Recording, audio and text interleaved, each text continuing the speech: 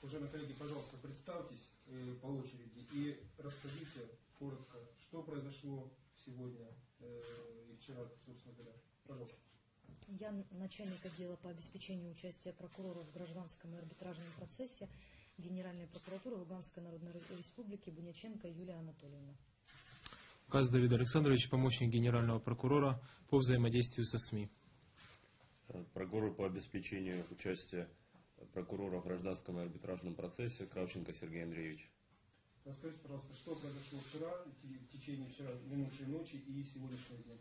Да, действительно, вчера в течение всего дня и в ночь с 21 на 22 число сотрудники Генеральной прокуратуры Луганской Народной Республики аппарата оказались в заложниках фактически у собственного руководства.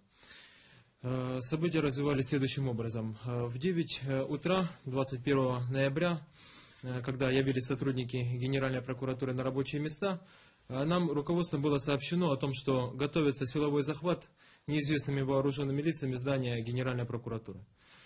Через буквально несколько часов к зданию подъехало несколько машин, и нам сообщили о том, что необходимо незамедлительно вооружиться и выступить на охрану здания для обеспечения порядка и предотвращения проникновения в здание указанных лиц, которые взяли административное здание Генеральной прокуратуры в кольцо. Значит, команда поступила от ИО генерального прокурора Луганской Народной Республики Подобрый Виталий Витальевич и начальника отдела собственной безопасности Генеральной прокуратуры Луганской Народной Республики Михайлова Олега Витальевича. Значит, в первую очередь были вооружены члены подразделения сводного отряда Генеральной прокуратуры. Были выданы сначала автоматы Калашникова и 120 патронов и 4 рожка. После этого нам сообщили о том, что необходимо проследовать на свои рабочие места и ждать дальнейших указаний. Тем временем нам строго запретили покидать помещение прокуратуры. По истечению некоторого времени вооружили всех сотрудников Генеральной прокуратуры, мужчин. То есть собрали списки, отдел собственной безопасности собрал списки всех мужчин по зданию, и было принято решение руководством, которое я ранее назвал, вооружить всех, в том числе и сотрудников, которые ранее не держали даже в руках оружие. По итогу, когда нас собрали, было созвано совещание, нам было сообщено о том, что у нас будет штурм, силовой захват, нас пересчитали, 77, получается, вооруженных было сотрудников наших. Нам сообщили, что нас, скорее всего, будут штурмовать, они, конечно же, попытаются разрешить все мирным путем, но это маловероятно. И команда генерального прокурора была такая, что следует отстреливаться до последнего. То есть стоять до последнего, стрелять, как выразились, до железяки и ни метра не отступать. Сама территория Генеральной прокуратуры была изнутри забаррикадирована. Забаррикадирована была ворота двумя бронированными бусиками. Выход из Генеральной прокуратуры на задний двор был перекрыт непосредственно машиной генерального прокурора, которую выставили перед входом поперек, и действительно невозможно было выйти. Остальные входы завалили предметами, различными столами. Это я непосредственно лично также зафиксировал на видео. Кроме того, хочу отметить, что самое ужасное в данной ситуации было в том, что в здании с самого начала находилось несколько гражданских лиц, которые определенное время не выпускали. Это в том числе и дети были. Слава Богу, все обошлось, детей выпустили, но в помещении остались сотрудницы Генеральной прокуратуры, а аппарат состоит в большей части из женщин, да. Поэтому достаточно опасная ситуация сложилась. Сотрудницы Генеральной прокуратуры обратились к генеральному прокурору с просьбой о том, чтобы их выпустили, чтобы они могли вернуться к семьям, к детям. На что Виталий Витальевич ответил, что они одели погоны, значит пусть стоят до последнего здесь. А также он скомандовал, чтобы непосредственно я организовал брифинг где будут принимать участие исключительно наши сотрудницы, которые сообщат, что они не выйдут из здания Генеральной прокуратуры и будут оставаться здесь с мужчинами до последнего. Я счел данный приказ исполняющий обязанности генерального прокурора преступным, незаконным и таковым, что может навредить дальнейшим сотрудникам, данным сотрудницам прокуратуры. И принял решение в итоге не делать такой видеозаписи и не освещать этого. Кроме того, хочу отметить, что здание Генеральной прокуратуры, почему я сначала отметил, что мы были фактически заложники, здание Генеральной прокуратуры охранялось следующим образом. На первом этаже, на центральном входе, единственном неприкрытом, через который заходил парламентарий, который участвовал в переговорах с Виталием Витальевичем, на входе стояли сотрудники, которые были приняты исполняющим обязанности генерального прокурора буквально первые несколько дней. Это порядка, сколько их? Порядка 13-14 сотрудников с сомнительной, так сказать, сомнительным прошлым, потому что, как известно было большинству сотрудников Генеральной прокуратуры, для работы в Генеральной прокуратуре необходимо предварительно пройти проверку Министерства государственной безопасности. Эти сотрудники не прошли проверку. И эти самые сотрудники были выставлены на центральном входе, который непосредственно и баррикадировали, не допускали никого.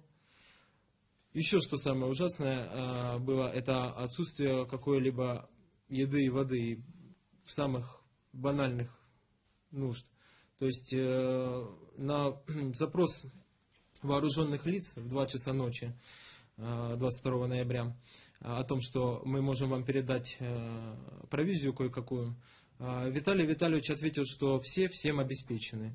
В действительности у нас и питьевой воды не было, даже продуктов вообще даже и речи не было. Там, естественно, никто с собой... Да, никто, просто пришли на работу люди в обычный рабочий день. Поэтому вот такая ситуация. Всю ночь, естественно, ночь прошла тревожно, никто не спал. Была попытка у сотрудников ночью выйти. Как я сказал, вот эти самые 13-14, сколько там этих сотрудников выставили на центральный вход, они баррикадировали, не давали выйти. Некоторые, значит, наши также руководители, вооружившись, я возьму на себя ответственность и заявлю, вели себя неадекватно, при оружии, будучи при оружии, выпивали, бегали по зданию, кричали «захват, захват». В общем, вели себя максимально опасно, полностью нарушая честь. Это вообще и речи быть не может, но хотя бы да. Поэтому вот такая вот ситуация у нас сложилась. Да, и действительно утром все немножко прояснилось нам. Мы поняли, что лица, которые окружили здание, скажем так, не представляют опасности, в отличие от тех, кто остался с нами в здании. Да. В свою очередь, из 77 человек, значит, сразу же, вот непосредственно рядом со мной прокурор сидит, сразу же 4 человека приняли решение сложить оружие. Мы сняли БК, боекомплект, сложили его в одном кабинете.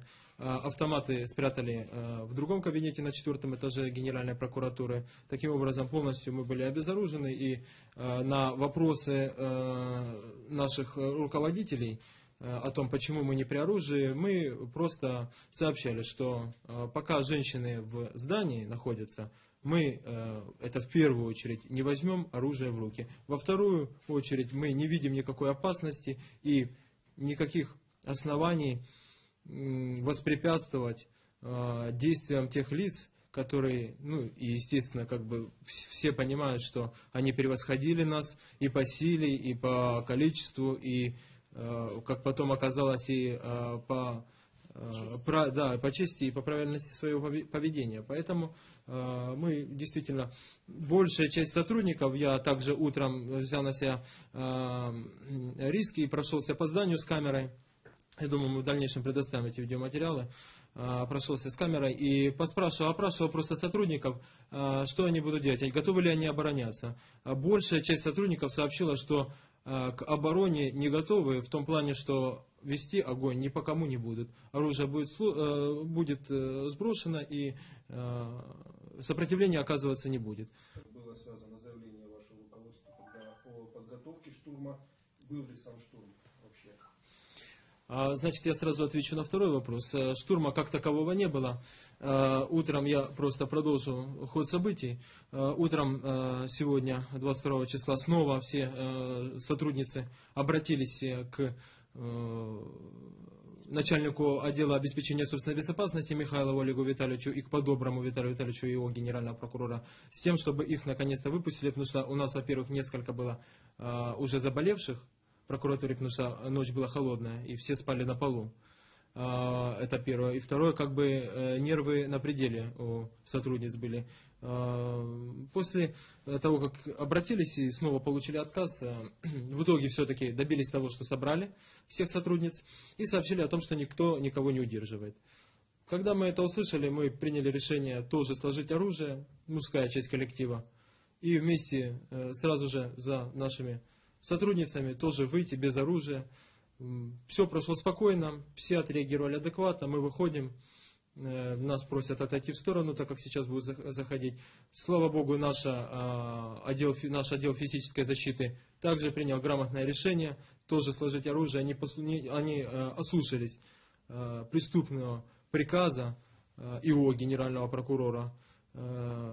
Абсолютно в этот день и в эту ночь отдавались, я вам скажу так, даже не столько незаконные, сколько какие-то сумбурные, можно сказать, неадекватные приказы, которые не следовало исполнять. И кроме того, утром, перед тем, как выйти, я взял на себя ответственность и принял решение, что раз руководство наше непосредственно остается в здании, опасно будет, если в здании останется оборудование, через которое оно сможет выйти на связь с общественностью. Поэтому я решил извлечь из компьютерной техники все записывающие устройства.